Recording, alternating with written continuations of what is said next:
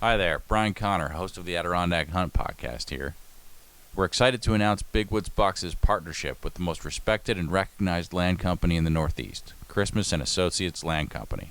Owners Dan and Mark Christmas are two upstate New York natives with deep roots in the Adirondacks and Tug Hill Plateau, as well as two of the best big woods hunters you'll meet.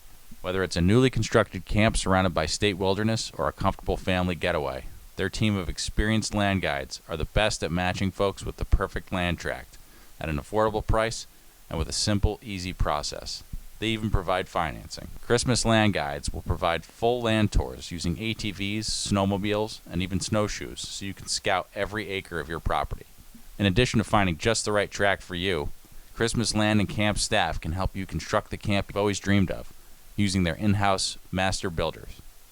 Every camp is overbuilt, carefully located, and rock solid. Whether you're a first-time buyer or an experienced landowner, Mark, Dan, and all the land and camp staff will strive to make your search a quality, once-in-a-lifetime experience. For over 30 years, no one in New York State has provided more big buck properties and family hunting camps to hundreds of folks who love the woods than Christmas & Associates Land Company. Dan, Mark, and the rest of the Christmas family remain dedicated to wise land conservation and treating everyone they meet like family. Always available 7 days per week, unless there's fresh tracking snow. Contact Christmas & Associates at 1-800-229-7843.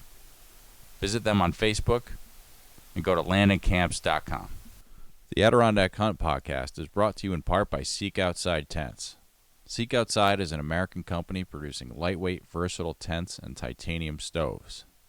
The Big Woods Bucks team and their friends have hunted the Adirondacks with Seek Outside hot tents and found that it's the best way to get back into the wilderness areas and have a remote hunt. With few roads and hiking trails the only way to access most of the extensive backcountry of the Adirondacks, your pack needs to be as light as possible. Seek Outside's lightweight tents and stoves enable you to get back there into the most remote country and hunt mature Adirondack bucks that likely have never seen a human being before. Click on the link in the description, use code BWB at checkout on SeekOutside.com, and get 10% off your Seek Outside gear. Good luck on your remote hunt in the Big Woods. Welcome to the Adirondack Hunt Podcast, a Big Woods Bucks production. In this podcast, the Big Woods Bucks crew from New York sits down and discusses all things hunting, and even a little fishing, within the blue line. 6 million acres of old-growth forest and few roads make the Adirondacks one of the most challenging places in the country to hunt. From Iroquois and Algonquin deer drives to the early days of Adirondack guiding to tracking with a GoPro, the team discusses the history, legends, and lore of these ancient mountains. Along the way, the team interviews top Adirondack hunters. From well-known legends to little-known local legends, homing in on what it takes to be successful in these unforgiving woods.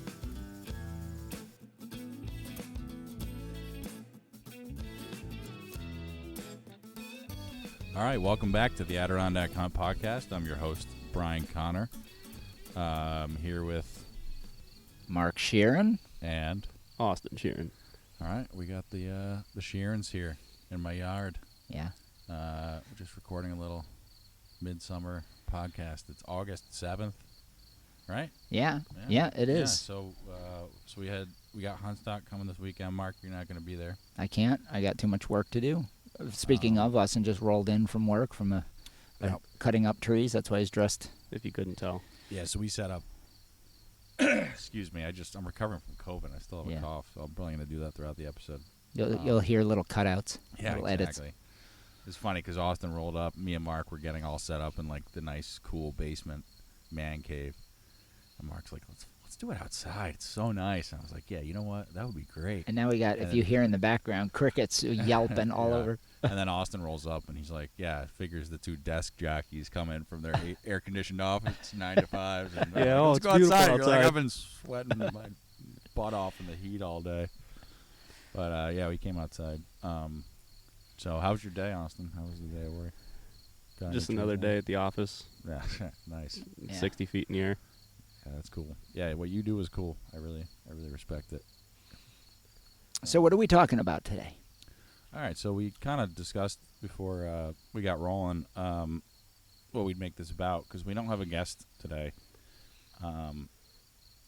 And we get philosophical on the Adirondack Hunt Podcast, for better or worse. We have our share of deer stories, but we like to get philosophical. We really like to have, an interesting conversation. And since we've been going to these shows and interacting with a lot of other people and fans and other, quote unquote influencers, if you will, for us at least, it gets one thinking just about, one's role in the industry generally. And even the word the industry is weird too, because a lot of people will just outright be like, stop talking about big woods hunting, you're ruining it. There's people to which we always reply, well, it's nothing like it used to be, which it isn't. But a lot of people are just like, you shouldn't even be doing this. I feel strongly, based on being a newer hunter and wishing that I'd had this stuff when I started, that what we're doing is helpful. I really hope it's helpful to people. I hope they want to listen. So I'm not going to make any apologies for doing the podcast or for being a quote unquote influencer. Another thing we're kind of talking about is the notion of well, I don't know if you have any thoughts on that before we move on. I do. I think that to frame this out a little bit, I never really thought of myself as somebody that was going to be a part of an influencer hunter thing, right? It just kind of came about, and over time, and I've embraced it, because I think that I realize there's a lot of people out there that appreciate what we're doing. But I also think that it's a weird thing. If you're involved, it's suddenly you can get involved in drama, you can get involved in quibbles, because it becomes a business. So there's a business side of it. And in that process, you have to make sure that your ethics and your values and all of who you are stays the same. And I think we've been highly successful at that at Big Woods, because, frankly, the Big Woods is tough to be an imposter or a fake. You know what I mean? Great point. Yeah, it exposes you pretty Really quick. good point. Yeah, you can't fake it. It's so hard. It's just so tough. And if you're not into it, the last thing you're going to do is strap a camera and document your failure, right? Yeah. You're That's just also very true, yeah. Yeah, so Yeah. I think that you have to have a serious passion to be an influencer in the Big Woods for 20 years, like Hal has been, like Chris has been. I've been involved with them for over 15 years. Austin's been around for 5 years. You've been around for 3 years. Usually, the influencer thing gets old in about a year because it becomes work. Yeah. So we have this serious passion for educating, because we know what it's like, I do, to walk in and not know anything, and be like, how does this all work? Well, if you listen to our seminars that you and I do, and really any videos of us talking about it, or you talk to us at the shows or whatever, most of our conversations are about failures and learning and, how to help people get past that part of it. There's plenty of other people out there that can help people with technical skills, shooting, gun parts, which you and I do as well, because, we love guns. We're experts. Yep. But, helping people get past that mental barrier is, I think, the biggest part of hunting in the Big Woods. Once you can break through that and you figure out, oh, this is possible, it's a game changer. Yeah. So it's funny, too, and I don't want to single anybody out. Well, it's funny because when I started out, this is going to what you were saying about just putting stuff out there to educate people. And when I first started out, and I mentioned this in the last few podcasts, there really wasn't anything. There was nothing. I would just Google Adirondack deer hunting the Adirondacks, and I read Dan Ladd's book, and there was a little bit of stuff from Hal, but there was really just Brutus probably, and the film Lee. But you're in hunting mode, and you're I want to watch more hunting content, and there just wasn't a lot of stuff. This was 2019. There's since been just a crazy, everybody has a YouTube channel now. It went from you couldn't find anything, to like every single person's putting out videos. Yeah. Which is interesting. And then a lot of people are like making kind of like businesses of it. And they're all our friends. We love all those guys. We love seeing them at the show. Yep. Well, they make pretty good videos. You know what I mean? Yeah. I mean, and they're great hunters. They're great communicators. And it's funny, you know, with Big Woods Bucks, because it's funny what you're saying about not being able to fake it, because, you know, a lot of times you see folks just like maybe suggest that you're doing something for purely like profit motive, you know, that you're selling out, so to speak. And we get those claims on Facebook. I mean, to which I say, if we're selling out, like, I'm still waiting for the check. But it's funny though, because it's just so. And I was just talking about this with you guys off the air, but like, Hal is so the opposite of a sellout that it's crazy. It's actually even frustrating to get him to promote his own products. Like, I have to like remind him to promote the things that he's selling.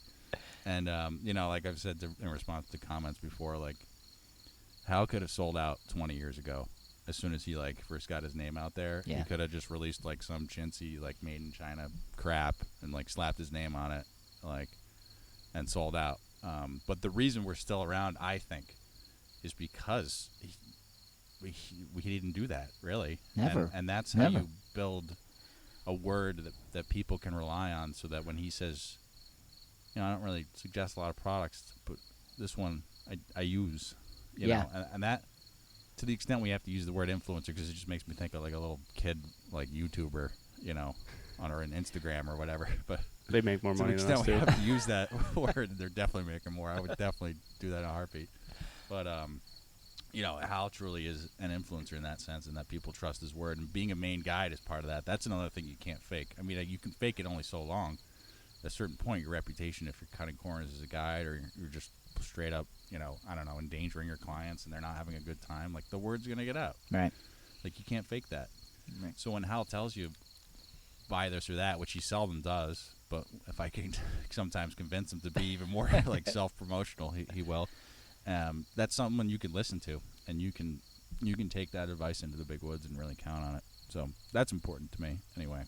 Yeah, I think it is. I think the Adirondacks are a very unique experience, right? Because I've hunted now in a lot of different states, out in the West, in Montana, and Maine, and, you know, different places. And it's weird, because now I'm at the point, and me and Austin were talking about, we're just going to hunt the Adirondacks now. Even though, you know, there are various places we can go, it sort of, once you get into the culture here, it's very, very specific. I'd say Vermont is very similar. Mm-hmm. They have maybe a little more logging and stuff, but it certainly is hard there. And the whites. Yeah, the White National Forest for sure in New Hampshire. But once you get into logged land, I think that's almost a different style completely. It really is. Obviously, you're doing similar things, but the Adirondacks has been this sort of hidden gem, even though it's enormous. And there's a lot of hunters, and a lot of great hunting families, and a huge amount of history. But yet, it's almost unknown in a lot of ways. So are we going to expose that? Yes, because I think that story needs to be told over the next few years. And I think that there might be some small pushback for people that are used to it being theirs. You know, there's that sort of family-oriented thing. Yeah. Well, like what Brian was talking about earlier, with like people not liking how popular like big woods hunting, tracking, all that has become. I understand like their point, but if you look at the colossal amount of wilderness that is untouched in just the Adirondack Park, not counting the greens, the whites, Maine, you know, northern New Hampshire, all that, like, there's plenty of land, plenty of deer to go around. I mean, you look at the old days of the Adirondacks, where you had Moose River Plains lined with cars, tents, trucks, everything, you know what I mean? Yeah. And that was back when, like, deer numbers were lower. Now it's, you know, like, you have more people, right? Like last year, we were the only ones to have snow late season, and the Adirondacks got mobbed pretty good in, like, the central western part, and people were still shooting bucks all over the place, seeing deer. Like, it wasn't, it's not an issue. I could count on one hand the number of people I've seen in the woods over 6 years of hunting, almost 15 to 20 days a year in the Adirondacks. I mean, even in areas where you can hear gunshots everywhere, you're not going to run into anybody. And you actually hunt like a more one like of the busier towns, hunter the Adirondacks, populated probably the area. busiest town. Like I said, you could hear gunshots everywhere, but I've never run into people. And by the way, this is, the seek outside thing is one of the things. That's really why we have this partnership with them. I mean, we're promoting that for a reason. If you go back 3 miles, you won't see anybody at all. Yeah, ever. you're alone. Probably most likely. 95% of hunters are just going to stop after the first couple miles. And we're promoting that because, Well, it worked. It worked. And it's fun, frankly. It's like a fun adventure. We're trying to encourage people to have an adventure, a big woods adventure. Like, it's the reason that was the name of the TV show 15 years ago, and I love that name because that's just, to me, what it's all about, Yeah, I think that the seek outside thing, it's funny because I've done when people see the podcast with Dave Williams, and he talks about the taco. Basically, you take a tarp and you roll up in a tarp, and you're breathing out this horrendous ice-ridden tube by the end of the morning, and you're freezing to death. And then you roll up your tarp, you throw it on your back, and you go, right? I've done that, and it's miserable. But so I had that sort of vision in my mind when Austin was like, "Dude, we got to do this. We got to do this. Let's do this remote thing." And I'm like, he was so hesitant, man. Oh, I was like, you know how much I've done of that horrible crap through the years, and then I couldn't tell you how many times throughout the the time we were in the tent where he was like, "Dude, this is amazing." It was because I've never. Like, I'm so warm. I'm comfortable. We're dry. We can have coffee. Like, awesome. like it was. I mean, to me, an experience like that is as good as a buck any day. It's great. I was saying this in the last podcast. I've almost said it on every single one, but I'm so excited for my seek outside adventures, and I've been looking at even new spots to just go camp out. And I realized I love big woods bucks, but coming back to the camp and working while I'm at camp, like while I'm hunting, is not mentally a good thing for me. Not that I'm losing my marbles, but I'm just I'm not having as good a time as I used to, where I used to just come back to camp and just frankly, watch the YouTube videos on hunting rather than make them, and rather than working, So I'm so excited just to camp and be in the woods now. Yeah. Wicked excited.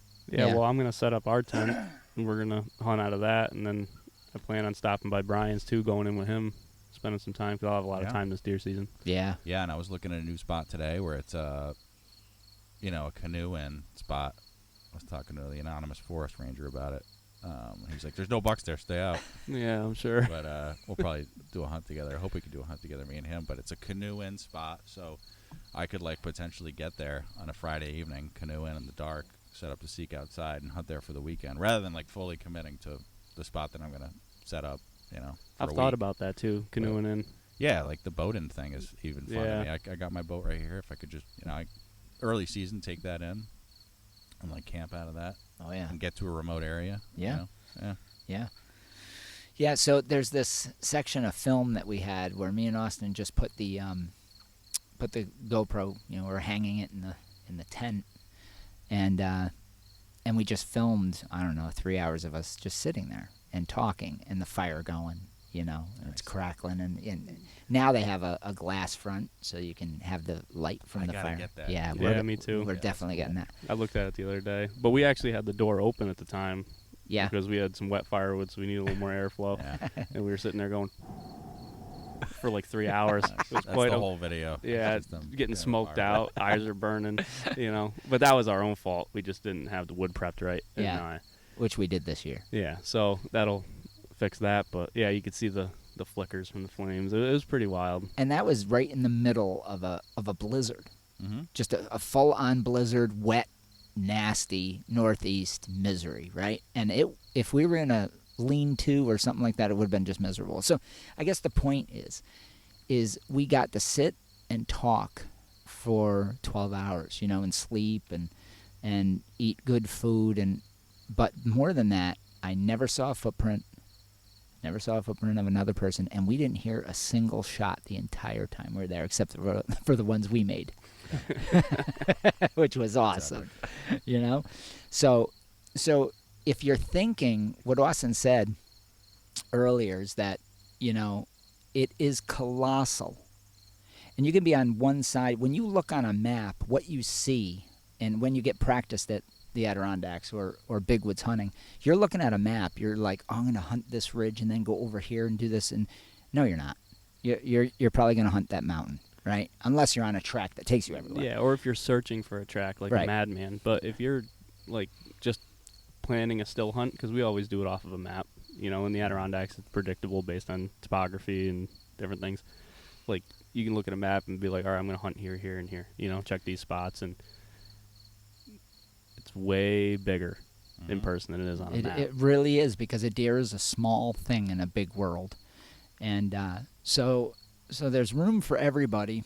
And I want to talk about something Austin said earlier. There's a period of time, right now is kind of a great time to be in the mountains, because we've had 4 minimal winters, very easy winters compared to what the Northeast usually gets. And we don't usually get 4 years in a row, so there's going to be a lot of older bucks. And then there was a period of time, the peak of the Adirondacks deer numbers-wise was probably from the 60s to the early 80s, when the camps were actually plowing in there. But there was a period of time where they continued to come in and the deer numbers were very low. When the coyote came in, we had some tough winters, seasons weren't regulated right, and still people showed up and killed bucks. So I just wanted to clarify that timing, but none of it matters, because exposing everybody to the joy of hunting is what it's all about. So there's plenty of room, and it's about joy.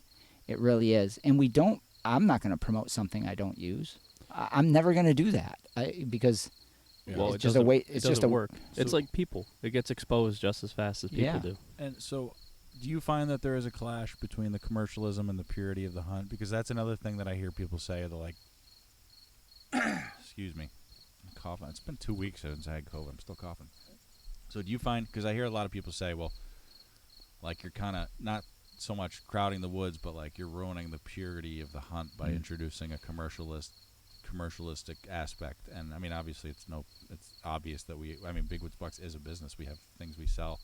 I mean, like I said, we're not like, we're not rolling in it. We're basically funding enough to do a podcast and make videos and stuff. But do you think that the commercialism somehow impairs the purity of the experience?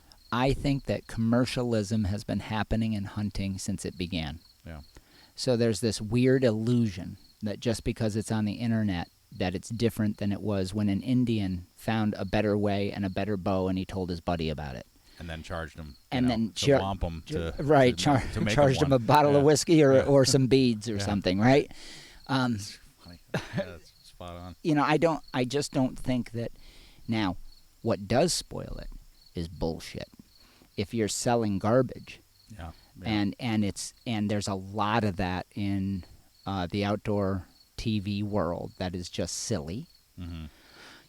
Where people just have sponsors because it's a corporate thing. I'm not interested in that. I'm interested in finding a product. There's no way, for instance, I would go in the big woods without my wool on. It's never going to happen, dude. Never. Every product that we have, whether it's our own or sponsored, we use. Right. And we beat the brakes off of it. And by the way, and if it fails, we don't use it. And by the way, it's not just a matter of wool. It's like so part of the reason, I'm just going to give some insight into why we never have jackets in stock except for like a short time period. That's going to change in the future. But one of the reasons it's so difficult is because not only is it wool, it's the highest quality wool, and it's made to the specs that our main guides have created. So there's and it's 100% made in America. I mean, all of these things make the price go up a lot. And it's funny too, because I sometimes see folks talking about how the price is high, even after COVID, all the crazy inflation. Chris had listed it at the same price it was in 2019.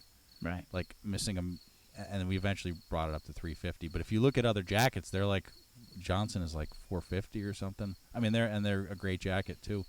But if anything, they're not priced high enough. We're not going to price them higher though, because first and foremost, this is an effort to educate and make things available to people and let them have a big woods adventure. Yeah. But I kind of got on a tangent there, but No. I mean, we don't. So commercialism and hunting, yeah, I think that's a great point. Yeah, I don't think that commercialism, what they're saying, is applicable to our company. I do think that there are companies and outdoor groups that care more about the money than reality in the field. I think you can get away with some of that in places in the country where the demands aren't that high and it's not going to kill you. I think that the Northeast will kill you. I've had close encounters with death in the Adirondacks probably 4 or 5 times. I push it, and I'm not that stupid anymore, but my gear has saved me. That's a great point. If you're just sitting over a cornfield, no disrespect to those folks. No. Because a lot of our team members do that too. But Yeah, I've done it. The stakes are not as high. Well, Right. What's like, when we look at like different products and equipment and stuff, and like you and I are pretty insane about our gear and what we use, but like as a team, like when people look at stuff, like it's not like how much money are they going to pay us. Right. It's that looks kind of cheap, or Yeah. is that going to hold up? Totally. Because we don't carry a lot with us, right? You'll end up being 6-7 miles from your truck. It's blizzard, 28 degrees. You're wet, soaking wet, cold. We're not carrying all sorts of like layering stuff and all. Right. Right. It's got to work, man. It's got to save your life. If you fall, break your leg. Mm-hmm. Most of the time there's no service. Right. And there's things you can use to get around that. To call for 911 or whatever, but you still have to wait for the Rangers to come get you. Right. You can get hypothermia quick. So let me give a little sort of framing of consumerism that works. Obviously, the wool thing is something that's dear to our heart because it's life-saving and it works and it's scentless, all that stuff. And I don't want to denigrate the Midwest. It's just I don't hunt in that style. But if you look at, here's an example of something that I think is absolutely imperative for stand hunting, and that is a harness. Back when we were growing up, you were in some contraption that Johnny's father built in 1912 that had rusted out, screws and shit was falling apart, right? It's half grown into the tree. Right. You're like, Yeah, there was no mention of a harness, and you know what? People died. Yeah, that's right. People died. So when now you've taken away the stand, and you have just the harness. Right. With the saddles. Mm-hmm. Yeah. So now you're mobile. You're safe. There's all kinds of safety features. So when somebody's pushing that, I remember when it was starting, people made fun of those people. Mm-hmm. They're selling out. Harness. Yeah, well, your harness. Yeah, all I need is a pallet up in a pine tree. And whatever. I think that each idea is fine, but I do think that products matter, and I think that it's fair. Well, it's funny because I was thinking while you were saying that, like you're going to be buying the stuff anyway. Frankly, you need there's basic stuff you need. I had the stuff already because I was always into backpacking, so I had a solid water filter. I had an emergency blanket. I had all the safety stuff that you'd need. As far as clothing, though, I didn't even know where to. For backpacking, you don't really wear wool because it's mostly done in like the shoulder seasons or the summer. So you just like layer with like synthetic fabrics. Like you don't wear cotton. That's well known in the backpacking community. But like I never had a wool jacket, So anyway, all of which is to say you got to buy this stuff anyway. So when we tell you, buy Grail water filters, we're suggesting that because you're going to need, frankly, a water filter, especially if you're doing a remote hunt. I mean, if you're just going to haul it and just bring a Ziploc bag and find a stream, that's one thing. I like to bring a water filter with me. Well, the cool thing about that one is it's titanium. Like, so it's got the filter, like that slides into the titanium cup, and it filters it as you push it in. Yeah, it's awesome. Which is great, but you can take the outside titanium sleeve off. Yeah. And you can boil water with that. You can throw it right on a fire. Yeah. You can throw. You guys have one, or? No, I've used one. Yeah. I just ordered one. Yeah. And you literally can you get the water prepped. First of all, Rick has one. Yeah, I saw him using one. Yeah. Now you're not carrying water. Mm-hmm. I mean, fundamentally, that's cool. So now you have no sloshing happening around. If you're a tracker, you know the slosh drives you freaking crazy. Or the water bottle crinkle. Yeah, the water bottle crinkle. You're like, no, I gotta open it. Especially nowadays with the bottles being so thin. So you don't have any of that going on. You find water on the trail when you're thirsty. You just go down. There's no shortage of water in the Northeast, right? And so you have a supply of clean. I mean, you can literally, and we've done it back in the day, where there was very little water, and we took out of puddles that were black water. And But even after it was filtered, it was brown. it still had the tannic acid But in it was clean. But it was clean, and we were fine. You know, Yeah. we survived on that water that was obviously bacteria-ridden Actually, water. kind of saved you. It did save me. 'Cause I you were was, sick from dehydration pretty bad. I was. So Day one into a 3-day trip. yeah, it was rough. That was a rough one. But I guess the point is now you have something you can supply yourself with water, then cook it. Because they have a Make little food. stove, too, That's right. that goes on. So, if you have another stove, you Yeah. can just eliminate that entirely. That's like another, Like a probably, TIG stove or something, no, like a or a gas stove. gas stove, like Propane. propane, Like a butane jet one. boil kind Yep. of thing. Yeah. Yep. So, it works the same exact way, run off the same Nice. canisters and everything, but now you've eliminated the whole jet boil, Yeah. which is, Lighten your pack. which, by a few ounces that's, anyway. that's hard for me to do anyways, because the jet boil is pretty awesome. Yeah, but- I love my jet boil. But to be able to have my water bottle, my coffee cup, Your My- cooking, my your f- cooking my utensils, food everything. bowl, Yeah. and my stove all in one. I mean, And it's 14 awesome. ounces. And so now you've normally you'd have your cooking apparatus. Yep. You'd have the butane. You'd have your water bottle that's crinkling around. That's another pound Yeah. minimum. or You some know. aluminum, Canister. canister that's Yep. like bulky and loud, and just And then the weight of the water itself. So it's just these are things that literally can be the difference between having a buck and not having a buck in the backcountry. So, and I Or guess as you mentioned, dying or living. right, and making it enjoyable, because now you have tons of water. You're not just stuck with maybe 2 bottles of water. If you're hard on the track, it's nice to be able to just get water anytime you want. Yeah, from whatever source you want. If you're not high up on a mountain, you're in a bog, and you're like, "Holy crap, I need to drink." Yeah. Or having a sandwich. There's You're been- like, I'd love to drink some water, but that's coming out of a lie. Yeah, Like you're just, I guess I'm not drinking right now. Right. Because if a water filter, it's like, yep, or Good. just accept the fact you're going to get giardia.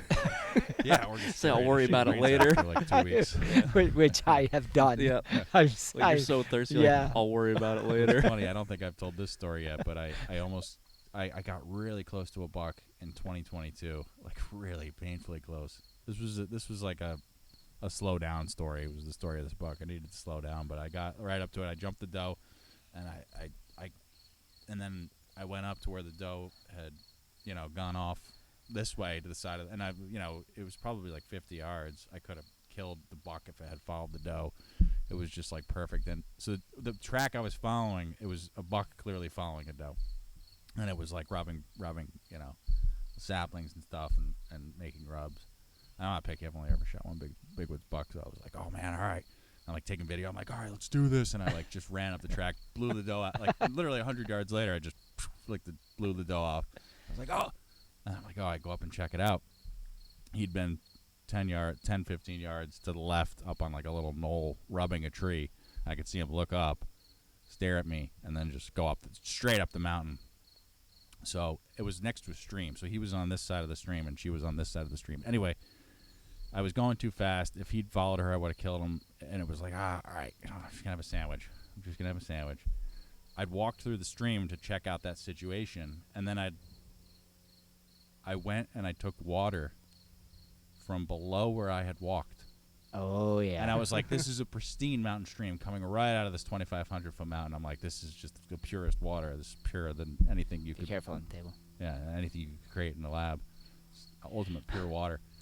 So I wake up the next day and I'm like, oh, I'm like out hunting and I'm just like, oh, my stomach is like so painful.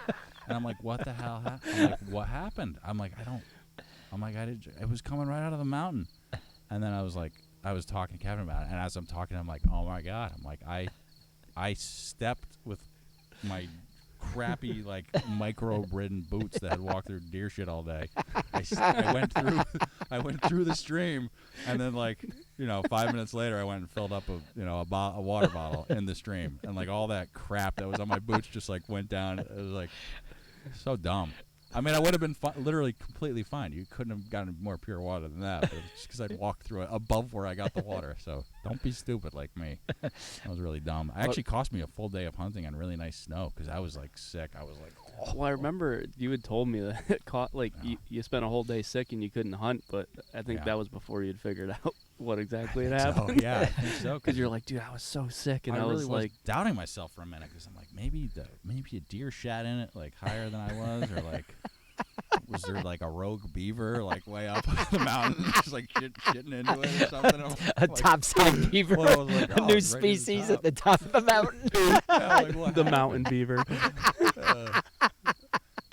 The elusive Adirondack mountain beaver. That was my favorite day I had tracking in years, though, because I was, like, after 30 minutes, maybe 25, I'm just like, I gotta go. I followed him just, like, boom, up the mountain and, like, all the way across this mountain range. And, like, I was just going super hard because he wasn't slowing down. I could tell from the trek he just wasn't slowing down. So I'm, like, going super hard. I heard him go. I got to some, like, softwoods on the top of the mountain. On the other side of the mountain, it was a big, long mountain like this. And I hear, and I'm like, oh, he's right up there. So I'm like, I start death creeping up. And I get to some poop, and it was, like, squishy and steam coming off his stuff. Like, he's right here. And then I got to running tracks. And I realized, and it was just boom, boom. He's chasing this doe all around this mountain. And I was like, he literally was just, like, going. He probably smelled her and was just making a beeline to her, I guess. Now I realize, as I'm telling the story, it probably wasn't random. But he got to her and he just went and, like, bah! And just started chasing her. He's, like, chasing her everywhere. Kevin gave me a good tip, though, which I might have worked if I'd been a little quicker. But just stay in one place because he was chasing her in circles all over the top of this mountain, and he gave me a good piece of advice, which he might have gotten from our friend Isaac Young, which was like, just wait, just stop. Rick told me something similar once too. When you see those running tracks, just stop because there's a good chance he's just going to chase her right back to you. Yeah. And so they did loop-the-loops all over the mountain, and then by then I was probably 5. I came out legit in the dark that night. I was probably 4 or 5 miles back because I just decided to send it on that track. Yeah. I was like, I'm not giving up. But then it was literally getting dark, and I'm on the other side of this. Sorry, New York, I talked with my hands. But I was literally on the other side of this mountain, and the sun's going down. I'm like, I gotta give up. So I gave up. But I'm gonna camp out where I'm gonna put my remote tent is right near where I left them. Yeah. Like, that was back. That was one of those spots where you're back there, and you're like, yeah, like, this is remote. Yeah. Like, you could see, you're at the top of this mountain, you could see, like, there's nothing for 10 miles. You can see on the Onyx, there's nothing for 10 miles that way. And the road is 4 miles that way. Like, I'm getting out of here. Those of you who listen to the podcast will know that here at Big Woods Bucks, in the off-season, we're big into brookie fishing. If you're going to be brookie fishing in the Adirondacks, there's only one way to do it right, and that's with a lightweight canoe.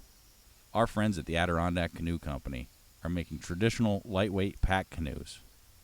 Adirondack Canoe Company's canoes are the finest made canoes in the Adirondacks, the Northeast, or the country for that matter. When I go brookie fishing, I bring the Adirondack Canoe Company's Haystack canoe. The Haystack is based on the John Henry Rushton designed Wee Lassie, which has proved to be a worthy haul over the last 150 years. Worked into the Adirondack culture of brookie fishing, this canoe is a fantastic fishing platform and light enough to carry wherever you go. So if you're in the market for a lightweight canoe, go to the Adirondack Canoe Company and check out their stuff. We'll see you out on the brookie ponds. Hi everyone, team member Mark Sheeran here. Some of you might not know that my day job is coaching people on how to move past addictions. I've been doing this for more than 34 years now, and I absolutely love providing the most effective method for moving past addiction in the world. It's called the Solution to Addiction Workshop and the Solution to Addiction Coaching. Both of these life-changing programs are presented by me and my team here at the Freedom Model. If you're someone who wants to be free from an addiction, but you don't want to go to daily support meetings, rehabs, or be on replacement medications for the rest of your life, give us a call at 888-424-2626. Or you can go to www.thefreedommodel.org. Your first 30-minute consultation is free. Here's that number again, 888-424-2626. I look forward to helping you. Take care. This podcast is brought to you in part by Minus 33. Minus 33 is a wool and textile manufacturer based in New Hampshire that is producing top-notch merino wool base layers and socks. Layering your clothes when you're hunting the big woods is key. As we've discussed on this podcast, the conditions and distances involved in hunting the Adirondacks mean that you have to take your gear seriously. You can't afford to not have the best gear, and that's particularly true of your base layers. Minus 33 long johns should be an essential part of your gear system to keep you warm while you're out in the Adirondack backcountry. Well, it's funny because, back to the tent thing quick, we're so spoiled by the fact that I can put a tent and a stove on my back for 7 pounds. Yeah. You know, because all over the Adirondacks, and, we probably hunt more days and cover more miles than the average hunter, right? Mm-hmm. But think about how many camps you've come across. I know. With almost every other time I go which out is insane, in certain areas, right? Yeah. And I'll tell you what, if you go back a ways, whether it be 2 miles, 2 to 3 miles, somewhere in there, and you find a camp, set a camp somewhere in there. Yeah. There's a reason that camp was there, right? Yeah, our elders were hunters. Yeah. They were awesome hunters. So, because they used to bring in, big wall tents. They'd pour it in huge cast iron stoves and, I don't know about all that. 7 pounds is worth it, but, doing that's insane. But that does tell you, doesn't it? But when you see all that, and the fact that, think about all the hunting we do, and we don't run into people. But think about how many camps you run into. No, that's how busy it was. Dozens and dozens of people in the woods then. I mean, it was that's a great point. That is a great point. Horseback then. I think the state was more permissive about horseback, so you could. I don't know. I've talked to a lot of guys that would haul it in themselves. And that may be the case. They'd portage that stuff in. Little wagons and carts and, Yeah, that may be the case too. But they were just resilient and, resourceful people. And I think, but to your point, I think it was also you had 3 generations of hunters that were carrying a wood stove. Yes. Do you know what I mean? And that was part of the experience. Yeah. Right? It was just, yeah. Right. Yeah. You'd have the grandfathers, the fathers, the sons, you know, and they would all work together because, these were huge tents. It's not like the small tents that him and I use or whatever. The big wall tents. Yeah, so you could fit a lot of guys, and they would just be in and out, and, it was pretty awesome. But they would kill tons of deer doing this. Yeah. And, they would be like, oh, yeah, so-and-so has a camp next mountain over, and they could walk right to it. Yeah. But they knew where everything was, and there were so many people in there, and they were still able to shoot deer. So I see that in a lot of spots that have epic migration trails. I think that was the primary way to hunt. I see that. I know there's 3 spots I have in mind where just that if you go there after the 3rd snowfall, it's just complete. You could tell that 100 deer are going through there a day. I see a lot of those camps there. Well, that's because you hunt that though. If you go to places that are remote in the central Adirondacks where some of the yards are spread out, you'll find camps in some really wild places. And I think the reason is because, to be honest, where me and Austin have been hunting is, and Austin said this to me. I said, Austin, do you think that it's more advantageous to hunt in the Vly by the lake and all that, or up on the mountain where you shot your buck? And he said, I don't think it matters. I think they're 2 completely different ecosystems, and bucks just go back and forth to each. And that, once I sort of expanded my mind, I realized, oh yeah, because they're everywhere. The mountain's big, right? It's huge. It's probably 2,800 feet. Yeah, and but 3-4 broad. miles long. Yeah, it's a broad range, but it's. You're talking about the Blue Ridge? No. Oh. No, Blue Ridge is much bigger. Oh. Yeah. This is where we set up our tent. Yeah. And the tent's right in between, that huge swamp, which it's weird that you have a really oddly large mountain and a really oddly large swamp right next to each other. And what I had explained is that there's always going to be deer in both.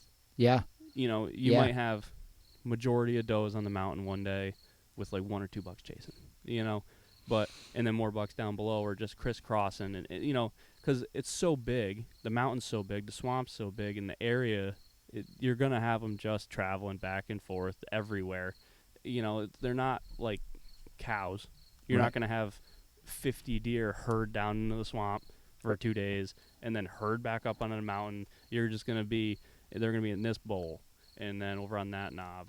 And then, but meanwhile, you got a group down in the swamp there, and, you know, so they're always going to be either, which is what I like, because I've explained to him, like, I always hunt based on how I feel. Some days I just want to be lazy. Yeah. So I'll just skirt a swamp all day. Yeah. Yeah. Most days I want to be lazy. I don't really want to kill myself most days. Me too. But, you know, if I want to go skirt the swamp, then I'll do that. If I want to go up high and just peek down through them ridges and them bowls, it depends how you feel, you know, and that's the hunter instinct that I tell everybody to follow, because you're going to start developing it immediately. Yeah. Yeah. Every day it's going to get honed more and more and more, and then eventually you're going to be in the woods and be like, man, I feel like there's a buck right here, and you're going to be like, yeah, that's no so way. true. And then you're going to bump them, and you're going to be like, oh, okay. Well, how's the reason I bring that story up is because it was a strange thing, because the area where our remote is so awesome, you know. And I started to overthink it. And he goes, Dad, there's deer everywhere there.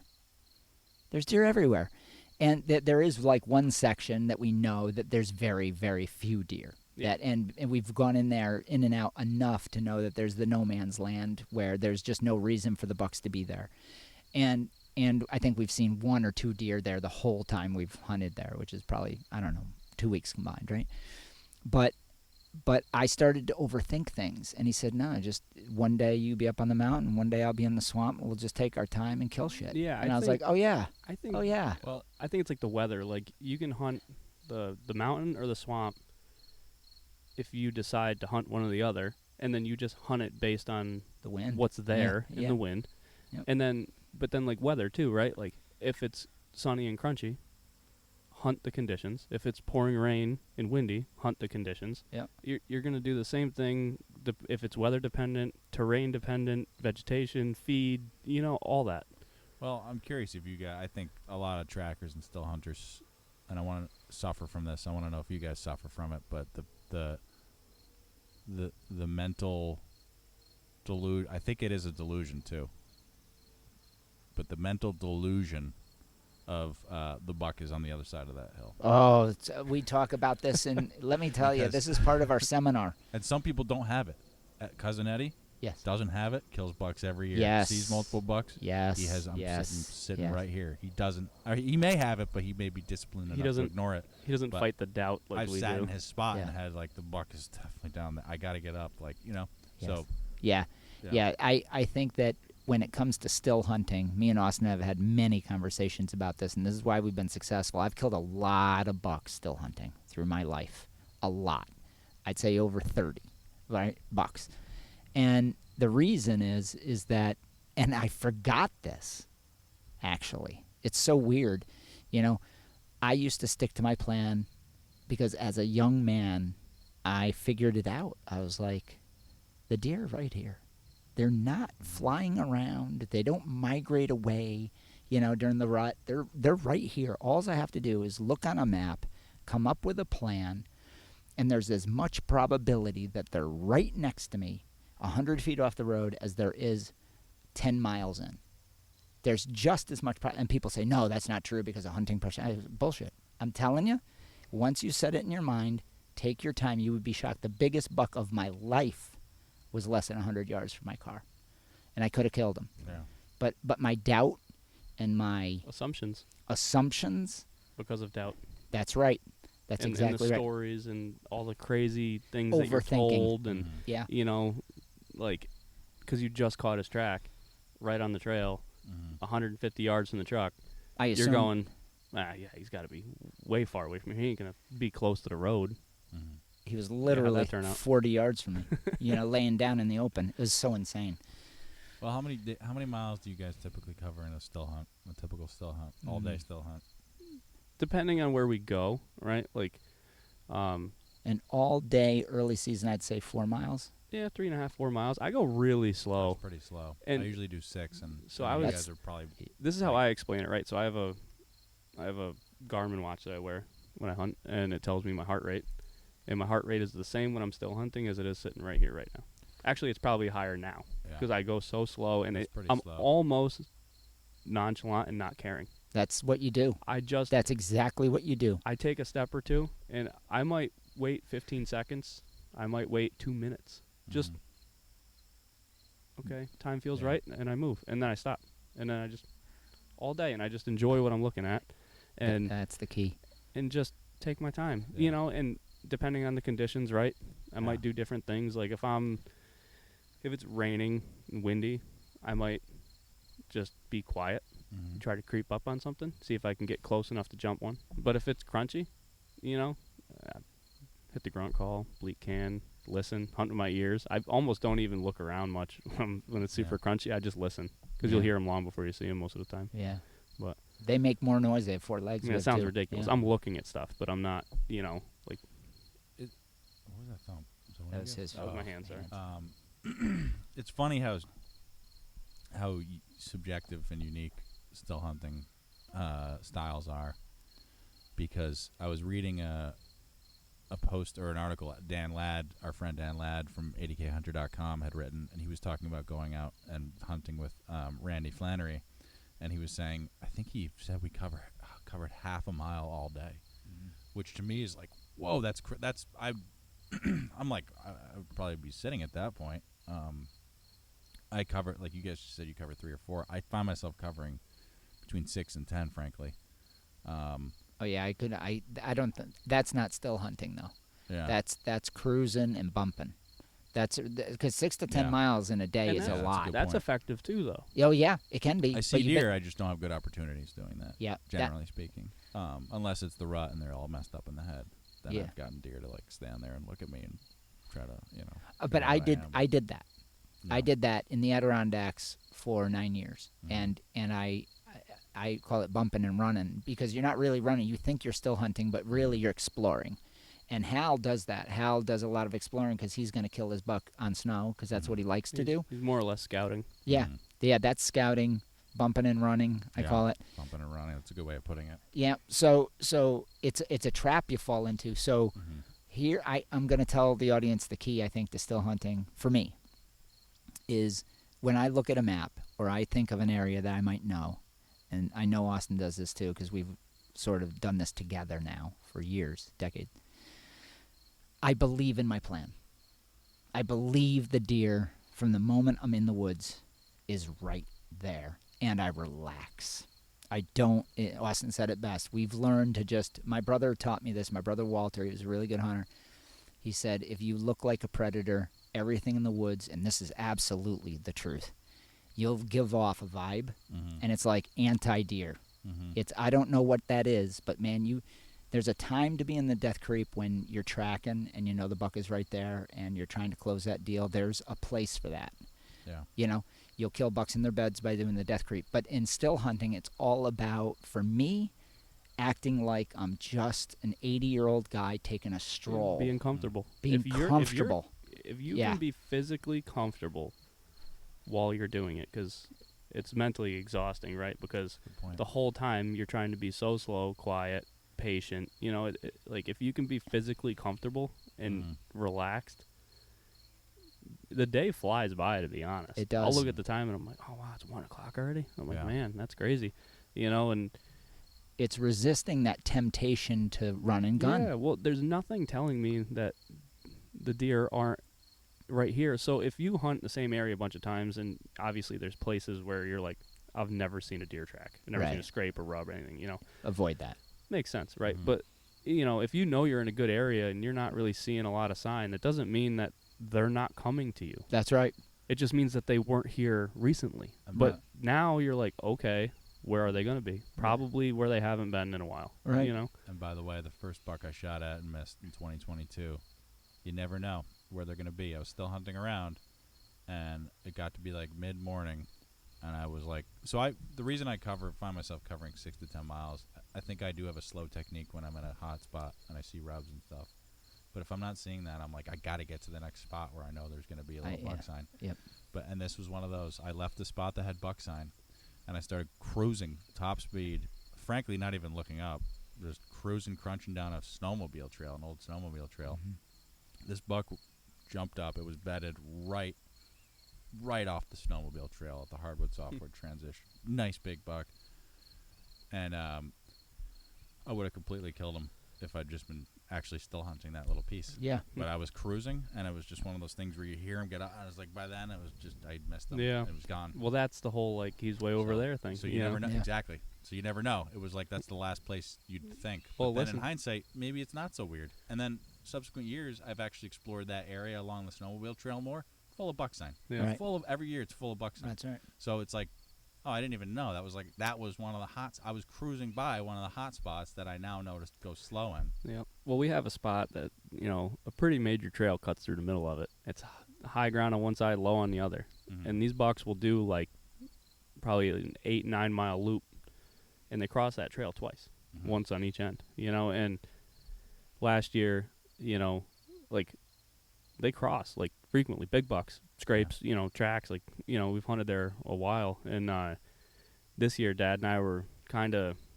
a couple hundred yards apart, still hunting up towards the trail, and then we're gonna hit the trailhead out. Mm-hmm. And we get up, I'm almost to the trail, and I hear what I think is him. Mm-hmm. And I hear like a little rustle here and there, and I'm like, all right, it's probably him just moving or whatever, Because we were only 150, 200 yards apart, and we had decided we're going to parallel going up to the trail. Yep. So this Right. was a plan. So Right. we get up to the trail. I get up to the trail, and I'm waiting for him to come down because he has to come to me to get out. And then I'm waiting. And there's like a little creek bed there. So I'm like, maybe I missed him. Maybe he already came out. So I go walking over, and I could tell there was no water splashed on the rocks or anything. So I'm like, no, okay. So I go back to where I was standing, where I first hit the trail. And then I hear his gun go off. And I'm like, Close. really? Like, really? So I go stomping up the trail, and I find him. And he had decided, like, I'm just going to sit for like a half an hour till dark and see if anything comes Mm-hmm. down off that ridge and crosses the trail. He was probably, maybe 30 yards from the trail. Mm-hmm. And how big was that buck he took a crack at? Well, it was probably one of the biggest top 5 of all the bucks I've ever seen. And what was ironic was Austin was going parallel with me up a mountain. Just imagine this, that you have a football field between us. Mm-hmm. And we're paralleling each other, and on the edge of the football field is the trail. So he's hearing me. I'm hearing him. Mm-hmm. Neither of us are hearing each other. We're hearing the buck between us, Mm-hmm. which is walking with us up the mountain Yeah. the whole time. It's crazy. The buck could hear us, Yeah. didn't care, was fully in rut, thought we were does, had his nose down. So when I finally stopped, I thought it was Austin coming. So I'm literally sitting on a log. This tells you I'm totally relaxed.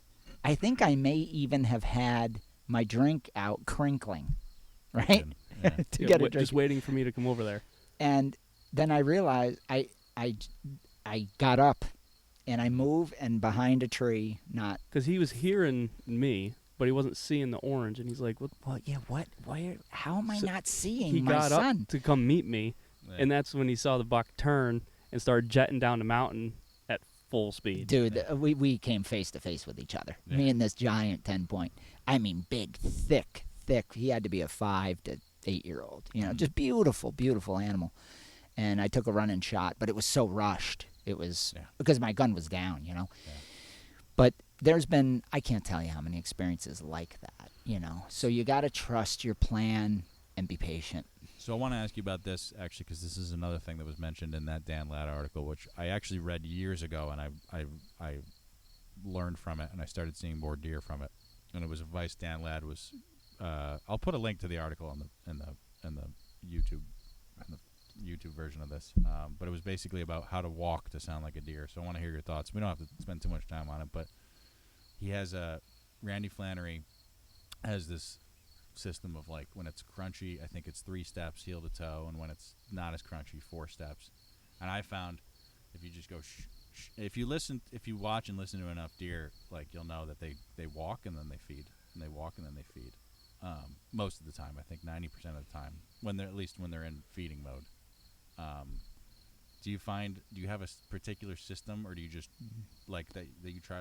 Like, what do you try to sound like? Yeah. What do you find the best method to sound like a deer? I'll be completely honest. I don't think deer can count, so I don't think any of that matters. I think that I literally have realized that if I am calm, I trust my plan. I know I'm repeating myself, but if I'm calm, I trust my plan.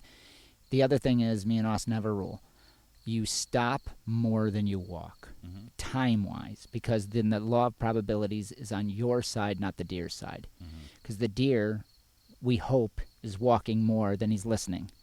So if I'm listening more than I'm walking, there's a mathematical shift to probabilities. The other thing that we talk about in our seminar is the fact that when you're in the woods, your mind will tend to think that the probability is going down as the day goes by, that you're getting less chance of getting a buck, you're getting depressed, you're getting anxious, because as the day hours go by, you feel like the probability has gone down, but that's the opposite of reality.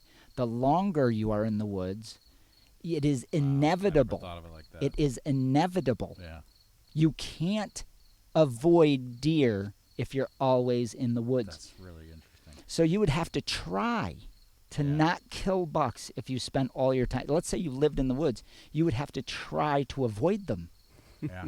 Do you understand what I just said? That's so true. Yeah. But what I really love, is the idea that when it's out there and you think your probability is going down because it's hot or crunchy or whatever, or you're hearing gunshots, or you just saw somebody. Yep. Or, you just jumped a buck and you thought, that's the only buck I'm going to see. Right. Oh, God, that's so true. Your probability is still going up. It's brilliant. I never thought of it like that, but it's so true. Yeah. I mean, it's the law of probabilities. Right. You're increasing odds perpetually. Right. So the guy that says, I haven't killed a buck in 7 years, I go, my God, you're on fire. Yeah. You're on fire. You are destined to kill something in the next 10 minutes. So stop acting. Funny. So stop. Because then you'll hear him say, like I did in the Adirondacks, as I missed a gazillion bucks, it's like I just stop.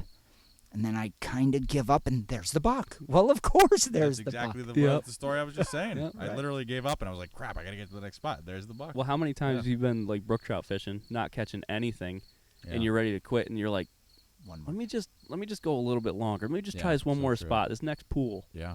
And then all of a sudden, it turns on. So because maybe a hatch just went off or something changed. You know what I mean? So, but talking about sounding like a deer. Yeah. I kind of give it a little when I'm walking, but I don't really care too much. I use the grunt call a lot in the bleat can, and that usually gets some interest, right? And I've had bucks come into it and, does too, and got really close to deer because of it. But by the end of the day, dude, I don't think it matters. Because, dude, by the end of the day, I'm so mind-numbingly bored of hitting the grunt call. I just start doing ridiculous stuff. I'm just, and because I'm like, he's nothing at that else. Point, I'm like, nothing else has worked this far, so you might as well try something, But you know how many guys I've talked to, and they're like, because people hate bad conditions, right? And I want to talk about that too, but they're like, it's so crunchy, it's dry, it's loud, and so they're like, I said, screw it. I just ran through the woods, jumping over logs, hitting a grunt call, breaking logs, sticks, and then they'll stop. And then all of a sudden, they hear just crashing, and they look, and here comes a buck. Oh, yeah. Right to him wanting to fight, so I don't think it matters. I think maybe time of the season is a little dependent. Early season, a little slower, soft grunts maybe, slight bleat, but I wouldn't do that till maybe about the beginning of November. And then, maybe full swing of the rut, you can be a little more rowdy with it, break some sticks, make a scrape, because they'll hear that and get rowdy. Yeah. But when did we, as hunters, not be able to kill deer unless there's snow? Yeah. Well, we're big on that at the Adirondack Hunt Podcast, believe me. Because I saw more people last year complaining that there was no snow and literally would not hunt. They're just going to sit on their couch because there's no snow. And listen, if you just want to track, that's fine. But just because there's no snow doesn't mean you can't kill deer. That you don't have a chance at deer. All of the big buck hunters in my town that I talk to have all killed buck after year, get their buck, and they're always still hunting. Well, yeah, because you guys don't get as much snow. Ranger. Yeah. I mean, it's always still hunting. And we usually do reliably have at least a week of snow to hunt on, but also our season starts like, practically like summer. Summer. So it's like you're not going to hunt for, the entire late October and November. You know what's crazy is when the season opens that third week of October, right, rifle season.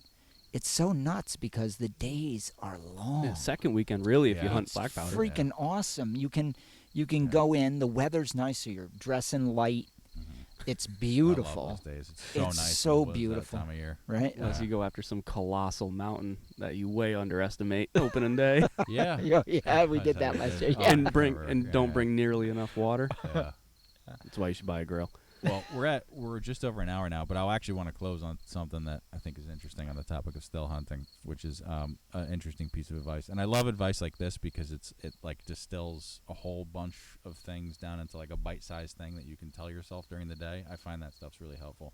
Mm-hmm. But and this was from somebody who I can't even name, but who's like kind of a hunting legend in our parts. But it's if you're bumping them up, you're going too fast. Or if you're jumping them up, you're going too fast. And that is something you can just distill and you'd be like, yeah, you know what? I don't know how fast or how slow I should be going, but I know if I'm jumping them up, I'm going too fast, so I got to slow down. I just jump one, let me slow down. So it's like a little bite-sized piece of information you can keep in your head. I'm going to give you another, we call them thought anchors. I'm going to give another little piece of advice. So sometimes I've had it, and I've written some of this in my book, but you'll have another animal. I once had it where there was a fox walking next to me, and he's just looking at me, And what I realized or squirrels that don't run, that don't chatter and don't run, you know what that means? That means there's been does there. I have definitely equated, because animals live together. They're there 24/7. So when the little critters aren't freaking out, that means there was something else big there for a while. And you may not have any sign, but they're used to something. But if you're new to the area and they're not used to seeing something big, they get freaked out. So when I'm walking, and pay attention to the correlation between animal behavior and deer sign. Yeah. And see what you find. Yeah. Yeah. Interesting. Yep. I hadn't thought of that. And I think if you want to bump and run and just bump deer and try to kill them that way. Shots at deer. Yeah. You just got to be a good shot. That's right. That's right. Exactly. That's kind of a Lanny style, to be honest. Like you put a marlin in my hands, I can shoot pretty damn good. Yeah. Yeah, you can. I'd still rather shoot him walking. You know what I mean? Oh, no, I'd rather shoot a deer standing still than shoot one running. Oh, no question. So, and that's actually kind of something I talked to him about this year. I thought it was strange, right? Because like, what is like the most badass shot in like the big woods? Shooting a buck running, just emptying the gun, right? The last 2 bucks I've killed didn't even know I existed. Yeah. And somehow I like quietly felt like, would have been a lot cooler if I shot him running. Dude, they didn't know I existed till I dropped the hammer.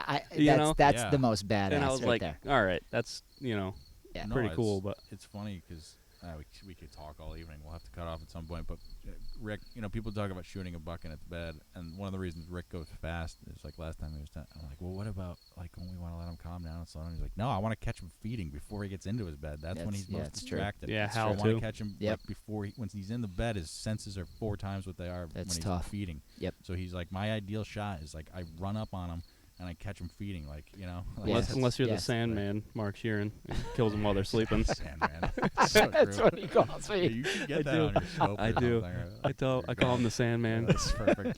That is a badass hunting nickname. That's way cooler than Shireen. Yeah. Well, it's better than the last nickname that he's growing out of. What was that? Last Minute Mark. Last Minute Mark. Yeah, because I shot like $8 on the last hour day of the trip. But you know what? And I'm sure you may have done that more than other people, but I feel like it's a thing, and I think it goes to the probability thing. I think it is. I think it is, and I also think that I run and gun for a lot of years, and then as the season goes, I get so beat up that I slow down enough, and then I went into my rhythm, which is just calm down, dude. And once I calmed down, all my pieces began to fit. Yours will too. I mean, Rick, I could never keep up. I don't. Yeah, I don't even know how you do that. I don't know either. Like, No, It's you're insane. you're a painful. tough dude, man. You are. Thanks. No, I appreciate it. I mean, I'm not gonna lie. I mean, excuse me. It messed my knees up. That's how bad it was. I'm not nearly as. I mean, I'm nowhere near as good a shape as him, but you do have to find your own style, and going slow is something I've worked on, and this is gonna sound like weirdly defensive, but I feel like I am a good hunter, and I've learned how to sneak up on deer really well. I just haven't been as good a shooter as I need to be. That's really been a painful lesson I've learned like many times over now. I missed like $3 in 2022. Well, and being comfortable with your gun too is a lot. Having good equipment, being comfortable with it. Yeah. And that'll breed more proficiency than shooting every day. I mean, don't get me wrong, you want to practice. Yeah. But having it set up right and you being comfortable with it is, I think, 60% of the battle. I want to say something about that's not defensive. Mm-hmm. Austin used to say to me, "You're the best hunter I know with the least amount of results." Yeah. And the amount of interaction that I had with deer was by far more than most. It's just I didn't know what my style was yet. And I'd been hunting for 42 years at that point, or 30 years, or whatever it was at that time. And so it doesn't, I don't think results necessarily matter as much as the journey of figuring out what your system is. Because once you have it, it's yours. Mm-hmm. Yeah. And you're right there, dude. You are like, you're tipping onto that place. I see it with people where all of a sudden they cascade into success. Yeah. And then it gets comfortable for them. I wasn't there that long. I mean, it's been like 5-6 years now where I've really gotten comfortable and successful. But it was a hard journey for me. Yeah. Well, it's funny. So we should mention too, I think having 4 guns last year that I practiced with was counterproductive. So Mark helped me. He took 2 guns off my hands, and he's putting together a really great setup for me. He's putting together a Skinner scope on my 760. Yeah. And then and that's going to be removable, so I can use the Yeah. iron sights on it. Yeah. And then he's putting on he's redoing my nice original Marlin that I first shot my buck with, and putting a what's it called? Holosun red dot on it. So I'm going to have 2 guns. I feel like having more guns was a burden to me. Yep. It can be. Mentally, and I feel like I was carting them around. They were physically a burden. It was mentally a burden, and it just didn't help me, frankly. Yeah. And I ended up using a crappy gun and missing a big main buck, and just Well, this way I'm going to have 2 guns, as Mark put it. You got, your scope and your iron sights, and I could use that around the country. It's a 760 that'll be accurate, like out to Was that 300 270? yards. It's a 30-06. 30 that's what I meant, 30-06. And then the other one I can have most weather, I think. I carried that in the snowstorm that me and Rick were in, and it doesn't fog up or anything. So Yeah. I think I can use that all weather, the Holosun Yep. on the Marlin. So all of which is to say shooting is a huge piece of the puzzle. Well, if you think about how crazy we are about all of our guns and how much we are with that. It's funny because you guys are gun nuts, and like I never really got super into guns. I'm still, frankly, not super into guns. We but still now I only see use the 2 importance, guns. really. Yeah, we still always end up picking up the same sort of. Yeah, we still have basically 2 guns we bring with us to camp, and I mean, I'm talking. And we carry 1, and then there's a spare. Yeah, I mean, you have a preference one. That's all I want. That's what I want to do. Carry 1, and you got a spare. Yeah, and like the gun I'm using primarily this year is my primary gun that I've used as a spare. Yeah. Because it always works. Like it doesn't fail. The Marlin? Yeah. It doesn't fail ever. I don't miss. I don't. It works. All right, we better wrap. So, any final thoughts? No. I think that we've covered a lot of ground. I just hope that people don't get discouraged. They understand. I think the probability thing is a huge benefit to people. So when you get discouraged, you say to yourself, wait a minute, it's increasing. My success is increasing as I sit here. Quite literally, it's increasing for me. And believe in your instincts. Yeah. Believe in your intuition, because you're going to develop it, and it's always going to get better every day. That's right. And we're not sellouts, so stop saying it. We're not. No, I'm kidding. But who's saying I it, have Brian? to follow that up with a plug, though. Check out the Big Woods Bucks fanny packs. Like we were saying, I mean, there's just no better there's just no better system for the big woods. Like, there's a reason that Hal settled on this 20 years ago on the fanny pack. He originally had a Cabela's fanny pack, and then he basically, I don't want to say he copied their design, but he heavily was influenced by the Cabela's fanny pack. And when they stopped making it, he started making his own.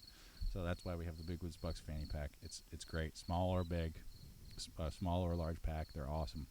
They are. Check them out. Mark, do you have anything you want to plug real quick? Well, I definitely am going to plug Onyx, Grail, Seek Outside, and we'll see what gun manufacturer is working with us this year. We like to experiment with guns, Austin and I and the team, but we have some things in the works that are very exciting. Yeah. And are going to work fantastic for the Big Woods. Freedom Model? Yeah, I was going to say that. That was going to be my plug. Oh, Freedom yeah. Model. Yeah, that's the right. complete addiction The Freedom solution. Model for trackers. So I started the first non-12-step program for addiction in the world a long time ago, 34 years. I've been coaching people, and it's called the Freedom Model for Addictions. And we have the solution to addiction workshops, which are very popular now and affordable for people to solve their problem for good. Awesome. All right. Well, thank you for joining us on the Adirondack Hunt Podcast. We'll see you next time. See you next time. Thanks for tuning in to the Adirondack Hunt Podcast. You can find more episodes at bigwoodsbucks.com. Check out bigwoodsbucks.com for the latest gear, including our famous American-made wool hunting jackets, wool hunting fanny packs, and wool hunting pants, along with books, tracking guides, and logo wear. See you next time.